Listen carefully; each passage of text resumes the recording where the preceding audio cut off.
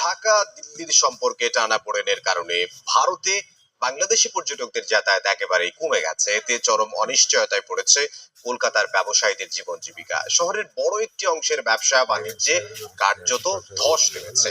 এ অবস্থায় শনিবার জরুরি বৈঠক করে বাংলাদেশিদের জন্য দ্রুত ভিসা চালুর দাবি জানিয়েছে ব্যবসায়ীরা। বিশ্বজিৎ দাসের ক্যামেরায় বিস্তারিত জানাচ্ছেন সুব্রত আচার্য। কলকাতার মার্কুই স্ট্রিটে রোজ ট্যাক্সি স্ট্যান্ডে যাত্রীর অপেক্ষায় এই ভারতীয় ট্যাক্সি চালক। বাংলাদেশি পর্যটক না থাকায় টান পড়েছে তার পকেটেও।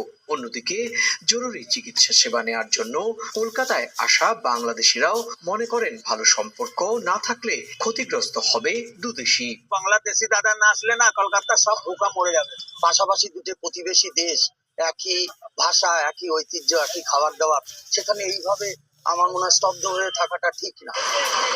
2023 সালেও ভারতে বিদেশি পর্যটকদের মধ্যে বাংলাদেশিদের স্থান ছিল দ্বিতীয়। আর এবার 5 আগস্টের পর হিসেবটা পুরোপুরি উল্টে গেছে।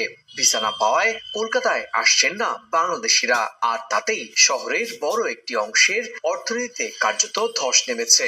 দ্রুত পরিস্থিতি স্বাভাবিক করতে দুই দেশের সরকারের প্রতি আহ্বান জানিয়ে জরুরি বৈঠক করেন স্থানীয় ব্যবসায়ী প্রতিনিধিরা। যে পরিস্থিতি উভয় দেশে চলছে সেটা মিডিয়ার মাধ্যমে আমরা দেখতে পাচ্ছি, নানান সেটা গুজব না অরিজিনাল সেটা আমরা মিডিয়া ভালো জানে। এটা তো এইটাকে এর থেকে বিরত থেকে দুই দেশের যাতে শান্তি বজায় থাকে।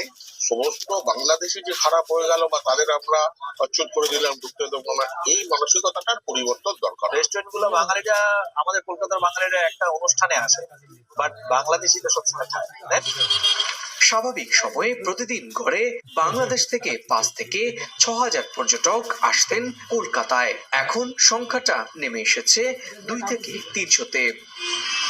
মধ্য কলকাতার এই বিস্তীর্ণ অঞ্চল বাংলাদেশি পর্যটকহীন, কার্যত অর্থনৈতিকভাবে ভেঙে পড়েছে।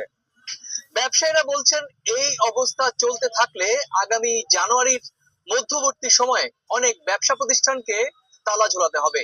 কলকাতার মার্কুই স্ট্রিট থেকে সুব্রত আচার্য, সময় সংবাদ। এ পর্যায়ে শীর্ষ সংবাদ।